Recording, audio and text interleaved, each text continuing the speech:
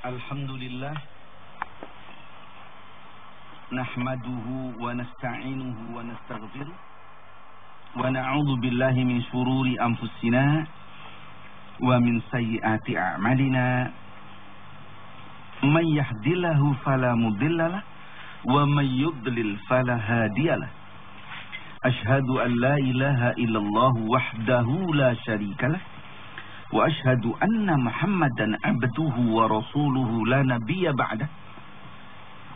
Allahumma salli wa sallim wa barik ala sayyidina Muhammadin wa ala alihi wa ashabihi wa man wala wa la hawla wa la quwwata illa billah, amma ba'd. Ibu-ibu, bapak-bapak dan saudara-saudara, para pecinta radio Kayu Manis yang berbahagia, baik yang hadir di studio ini maupun yang berada di kediamannya masing-masing. Mari kita lanjutkan kaji kita tentang surat Al-Asr, surat Wal Asri. Pagi kemarin kita sampai pada illal ladzina amanu, kecuali orang yang beriman. Maksudnya kebanyakan manusia itu adalah dalam kerugian hidupnya, yaitu kerugian akidah, rusak ibadah akhlaknya, menjadi orang yang merugi karena hubungan perjanjiannya dengan Allah dirusak, mengadakan pemutusan silaturahim dengan sesama manusia, menyakiti hati dan macam-macam, dan merusak apa yang ada di bumi ini minal khosirin. Lalu diterangkan oleh Allah, illa kecuali siapa? Alladzina amanu, kecuali orang yang beriman. Nah, siapa orang yang beriman sudah diterangkan kemarin. Orang yang punya pendirian bahwa Allah Khaliqul Alamin, Rabbul Alamin, Maliku Yaumiddin. Akhirnya kita yakin kita ini dimiliki oleh Allah, bukan memiliki. Nah, jadi orang yang sudah beriman itu mempunyai sikap batin seperti itu, tidak merasa memiliki, tetapi justru merasa dimiliki oleh Allah. Bahkan istilahnya lain, mengapa dimiliki? Istilahnya lain, sudah dibeli oleh Allah. Silahkan melihat surah yang ke-9, surah Al-Bara'ah, ayat 111. Allah berfirman, A'udzu billahi minasyaitonir rajim. Bismillahirrahmanirrahim. Innallaha ashtara minal mu'minina anfusahum wa amwalahum bi anna lahumul jannah. Maknanya sesungguhnya Allah telah membeli dari orang-orang yang beriman itu diri mereka, harta mereka, dan dibeli untuk itu bi anna lahumul jannah, untuk itu dibayar dengan surga. Jadi begitu Allah. Padahal hakikatnya kita milik Dia toh. Tapi khusus untuk orang beriman, meskipun itu milik Allah, Allah berani membeli. Kenapa? Saking baiknya.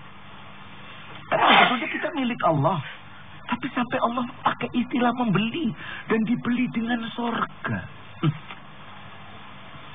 Sehingga kita sudah jadi milik Allah. Maka sudah saya katakan tadi, tidak akan mengerjakan larangannya, tidak akan meninggalkan perintahnya. Kita menjadi hamba yang taat. Kok enak-enak tidur, bangun, ya bangunlah, orang sudah dibeli kok, miliknya Allah. Menjadi orang yang taat, yang baik. Kecuali ada orang yang merasa tidak dimiliki oleh Allah, tapi merasa memiliki Allah. Ini pemasangan penerapan ilman yang keliru.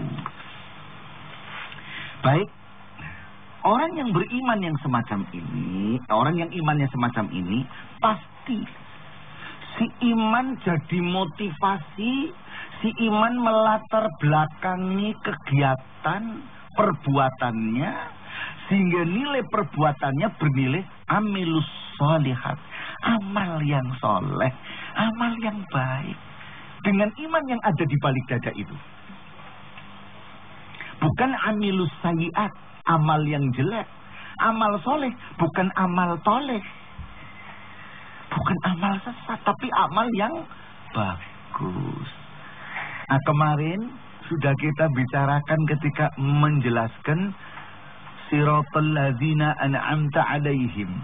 Di antaranya minan nabiyyin wasiddiqin wasyuhada'i wasalihin.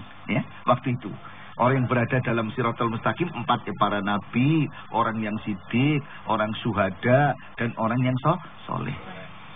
Di sini. Orang yang soleh, orang yang melakukan amal soleh. Ya jangan hanya namanya soleh. Namanya soleh kok jual kapling mertua. Lah inilah. Oh alaleh, lah ya ini lah. Tidak betul ya. Sifatnya, kelakuannya, tindakannya soleh, bagus. Saya ulang, barangkali supaya jangan lupa. Lah, ukuran soleh itu apa? 1, apa yang wajib hukumnya ia lakukan tanpa nimbang-nimbang apa. Perintah wajib lakukan. 2, apa yang wajib tadi ya, dikerjakan. Meskipun tidak enak. Puasa itu enak enggak?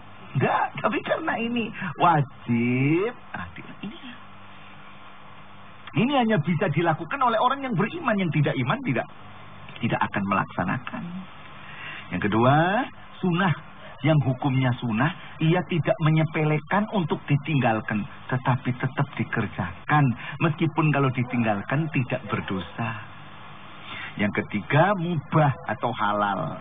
Dalam yang mubah mencari barang yang halal. Kalau sudah halal dicari yang toyib. Barang yang halal belum tentu toyib. Gula itu halal, dulu saya katakan kan ya.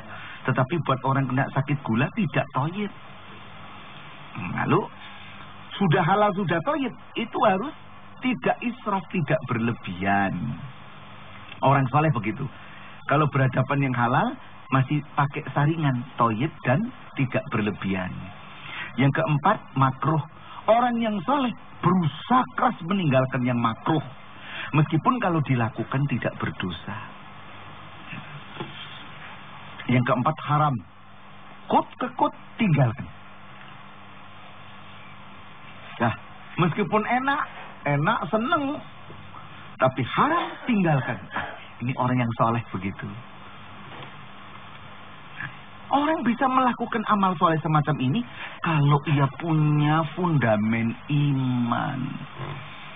Hingga ia mau meninggalkan yang enak. Enak ditinggalkan karena dilarang. Mengapa dilarang? Taat kepada Allah. Mengapa kamu taat? Saya dimiliki oleh Allah. Itu.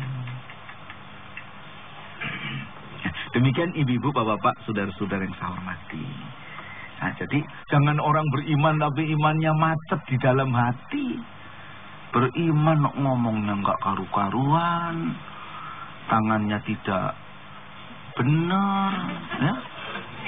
Jahil, ayam tetangga lewat samber gitu ini. Bagaimana begitu itu? Upama inilah ya. Berikutnya watawasau bil haqi watawasau bis sabr. Ini kewajiban amar ma'ruf nahi mungkar, yaitu saling berwasiat tentang kebenaran, dan untuk wasiat yang kebenaran dan melaksanakan agama ini harus dengan sabar. Loh, ada kriteria. Orang yang tidak rugi itu tidak cukup banyak iman dan amal soleh. Sebetulnya iman dan amal soleh itu sudah bagus belum? Sudah ya, sudah bagus ya, sudah cukup bagus. So, ada iman, sudah amal soleh, itu sudah bagus mestinya. Cukup bagus dia, baik. Tetapi menurut Islam belum baik. Kenapa? Ya baru untuk dirinya. Orang Islam itu selalu ingin mengajak orang untuk kepada kebenaran, kebaikan.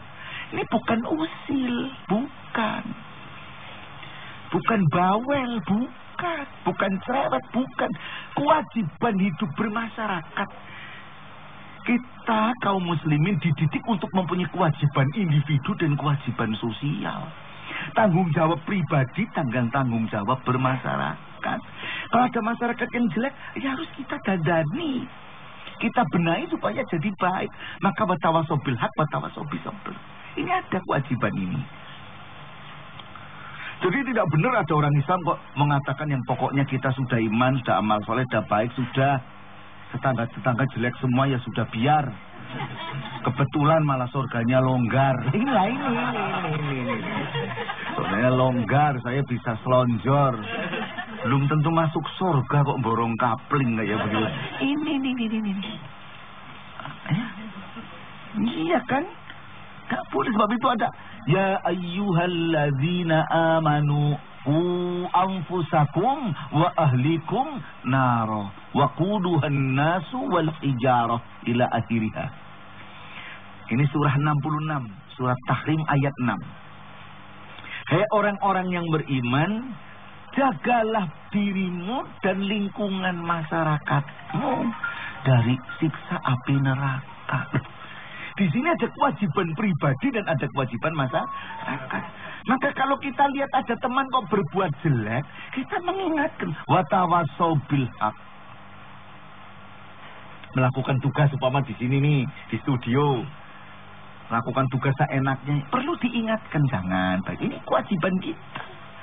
Orang tahu ada orang melaksanakan tugas kok tidak benar, kok yang tahu diam saja, itu berarti setuju. Ya menurut agama begitu. Berarti yang membenarkan berarti setuju. Meskipun dia tidak melakukan perbuatan yang keliru itu, setujunya ikut itu menyebabkan ia pro, berarti ia ikut sama dengan dia.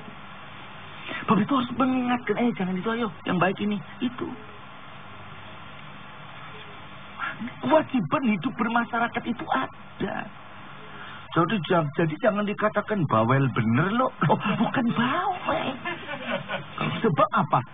Maaf ya, kalau ada kejelekan gitu perlu didandani, dibenahi. Sebab kejelekan itu penyakit itu nular. Tapi kalau ada orang amal soleh, belum tentu yang lain niru dan ketularan soleh. Loh, itu. Ini pilek, yang satu pilek, yang satu sehat. Apa yang pilek jadi yang sehat, apa yang sehat jadi pilek? Yang sehat jadi pilek. Itu kan, itulah. Sebab itu maka jangan sampai nulari yang lain, dicegah. Watawasau bil haq, menyampaikan kebenaran. Kebenaran apa? Kebenaran datangnya dari Allah. Al-haqqu min rabbika fala takunanna minal mumtarin. Kebenaran itu datangnya dari Tuhanmu. Maka jangan kamu menjadi orang yang ragu-ragu dalam menghadapi dan menerima kebenaran. Surat 2, surat Al-Baqarah 147. Jadi, baik. Maka kita sampaikan kebenaran ini dengan sebaik-baiknya. Nah, tapi ini hati-hati. Nah, kalau orang menyampaikan kebaikan atau kebenaran itu tidak terus kayak orang beli pisang goreng, ada uang, ada pisang. Tidak. Akan banyak kesulitan yang ditempuh. Ya, banyak kesulitan yang ditempuh. Ada yang senang, ada yang tidak senang. Ya, kesulitannya banyak. Untuk itu diperlukan modal yang kuat, modal dasar yang kokoh, yaitu sabar, kesabaran. Bahwa itu watawasau bil haqqi, watawasau bis sabr. Di sini terjadi apa? Terjadi ta'kid lafzi. Penekanan karena diulang. Watawasau bil haqqi, watawasau bis sabr. Watawasau ini diulang 2 kali. Tekanan bahwa saling wasiat tentang kebenaran, saling wasiat tentang kesabaran itu perlu untuk menuju sukses. Itu jelas.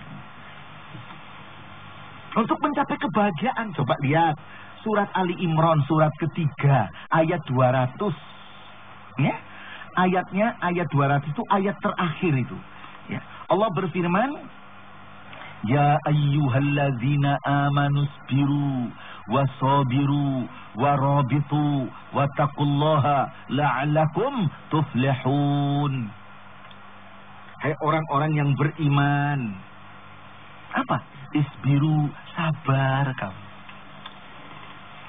Wasabiru, bertahanlah kamu dengan kesabaran itu. Sabar yang konsisten. Minggu kapan itu kan sudah saya terangkan itu. Jangan sabar kumat-kumatan. Minggu ini sabar, minggu depan kumat. Jangan. Sabar, menyampaikan kebaikan, kebenaran itu dengan sabar. Ya.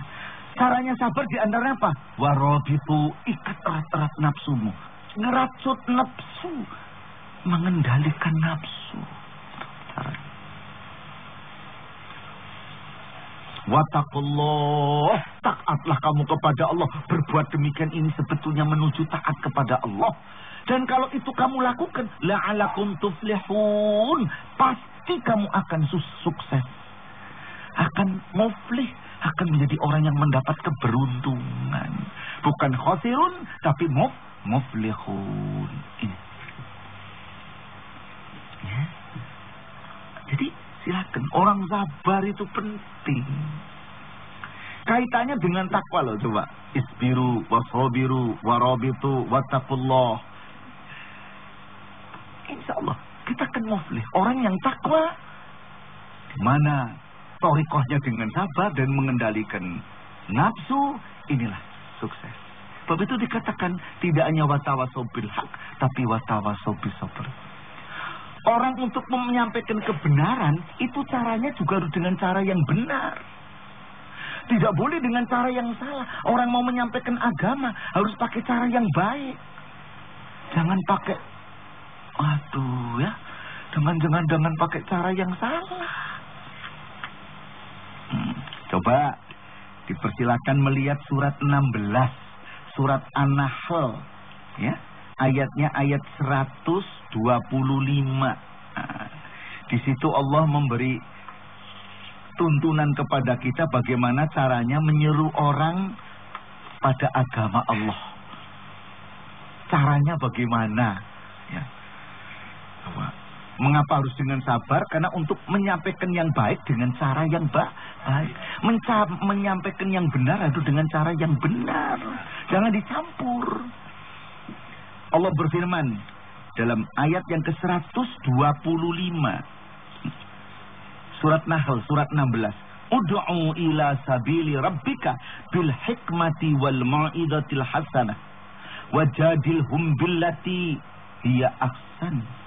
Inna rabbaka huwa a'lamu biman dhalla an sabilihi wa huwa a'lamu bil muhtadin. Maknanya, serulah manusia itu kepada agama Tuhanmu. Seru, diajak. Sampaikan kebenaran ini. Sampaikan.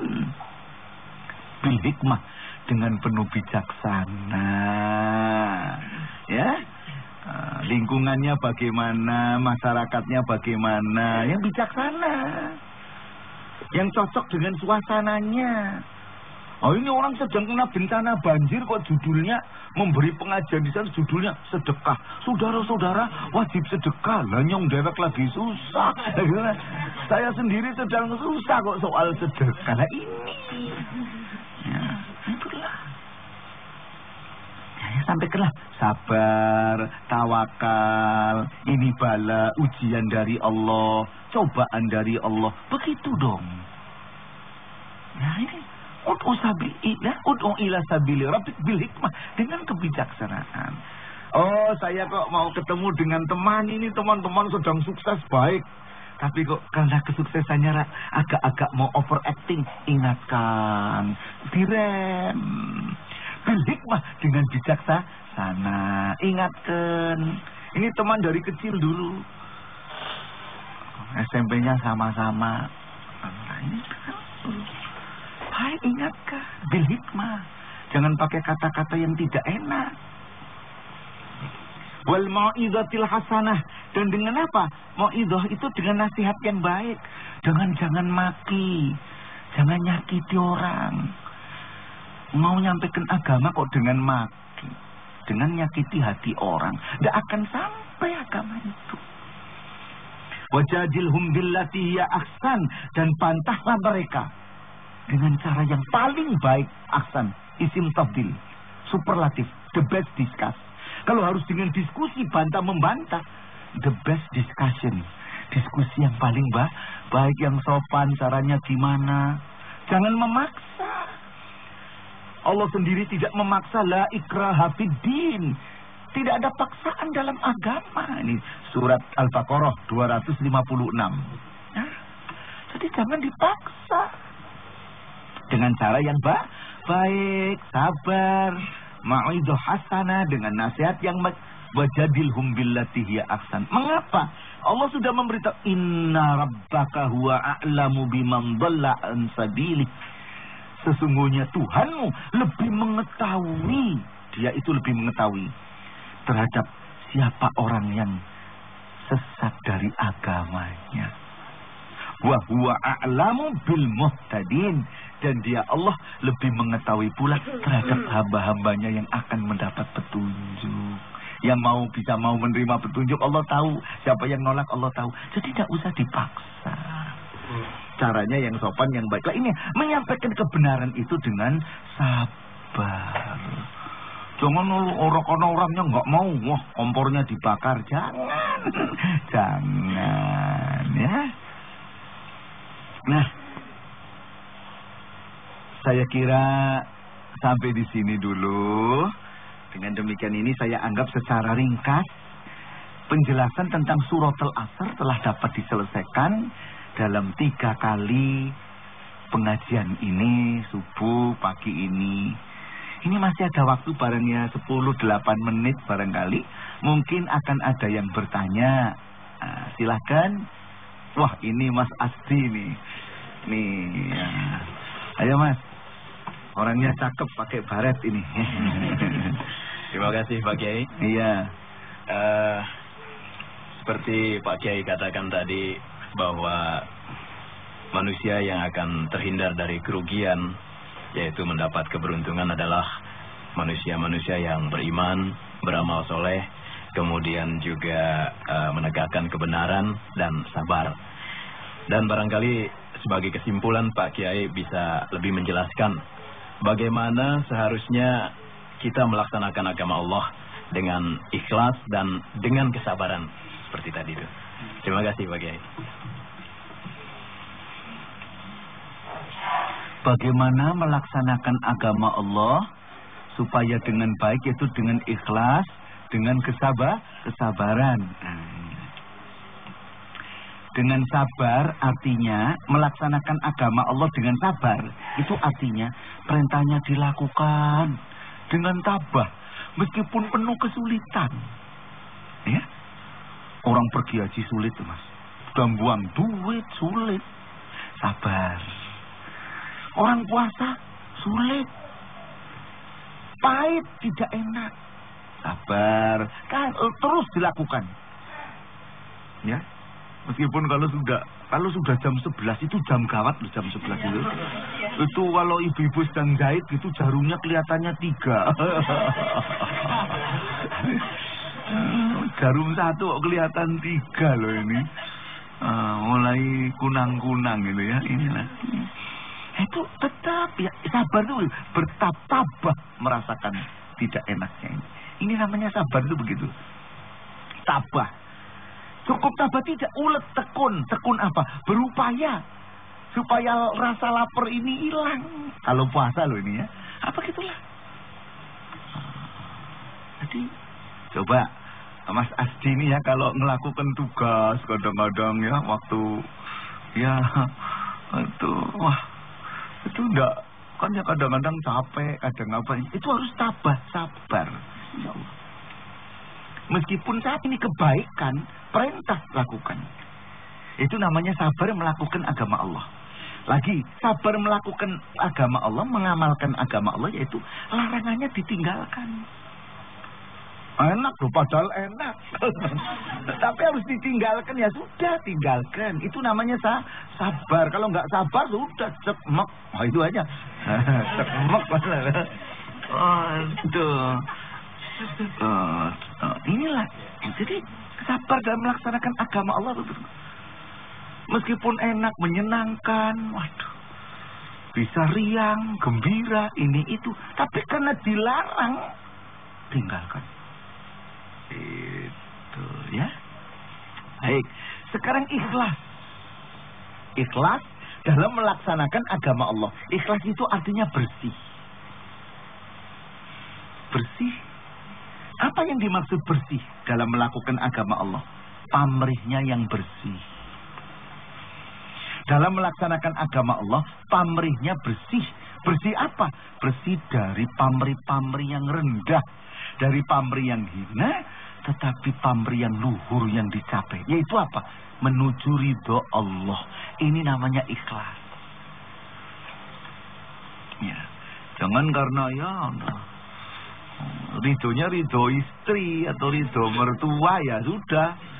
Puasa ya puasa, sahur ikut sahur, buka ikut buka. Sudah saya katakan kan kemarin. Pulang udah. Nah, itulah karena makan, mampir kan di restoran apa di kantin. Nah itu di belakang ngaku itu di kantin. Atau di sekolah ini ada anak sekolah dateng ini. Mas apa namanya, Mas apa itu? Mas Bambang ya Bang ya. Karena takut sama mama ya toh, puasa sahur. Kalau nggak dibangunin marah loh. Pura-pura marah. Nah, itu nah. Berangkat pulang sekolah lemes. Kekenyangan. Jangan begitu. Itu namanya yang sikap-sikap puasa yang ada lagi puasa betul-betul. Puasa. Sahur. Tidak makan, tidak minum sampai maghrib baru makan minum. Tapi tujuannya bukan ridho Allah. Puasa Senin Kemis supaya dagangannya laku. Nah ini juga tidak ikhlas. Puasa Senin Kemis supaya suami tetap cinta. Loh ini itu namanya puasanya tidak ikhlas. Bukan ridho Allah yang dituju. Bukan. Ya. Nah, itulah namanya ikhlas begitu, ya. Mas Asdi melakukan tugas di mana Anda bertugas yang ikhlas, yang dituju ridho Allah. Soal lain-lainnya ini itu ya mungkin kan sebagai petugas akan dapat honorium apa dapat apa. Ya sudahlah, memang Allah rezekinya sekian terima. Kenapa? Merasa dimiliki oleh Allah, bukan merasa memiliki. Dah, alhamdulillah itu. Yang mengapa? Sebab apa? Sebab yang dituju ridho Allah. Alhamdulillah masih dapat, ya dicukup-cukupkan. Udah punya istri Mas? Sudah? Berapa? Awas lu kalau macem-macem nanti. Malu saya sebagai ustadznya, ya toh? Satu aja remek aja ini. Jadi inilah. Ya sudah, alhamdulillah. Begitulah namanya yang dituju ridho Allah. Insya Allah akan dilindungi oleh Allah. Saya dulu sudah mengatakan, kalau ya ikhlas yang dituju ridho Allah, Allah pun akan ridho kepada kita. Karena Allah ridho, hidup kita berkah. Hidupnya enak, tenang, bahagia, gitu. Seneng. Rambutnya cakep, masih pakai baret. Tenang. Anti angin, nanti matahari. Nah, saya kira sampai di sini saja. Insya Allah besok pagi kita lanjutkan dengan topik yang baru, masih saya rahasiakan, ya toh. Nah, jadi mudah-mudahan kalau nggak datang rugi loh ini ya, rugi ini. Mudah-mudahan akan ada manfaatnya bagi kita. Semua mudah-mudahan Allah meridhoi kita dan selalu melindungi dengan hidayah dan inayahnya serta berkahnya.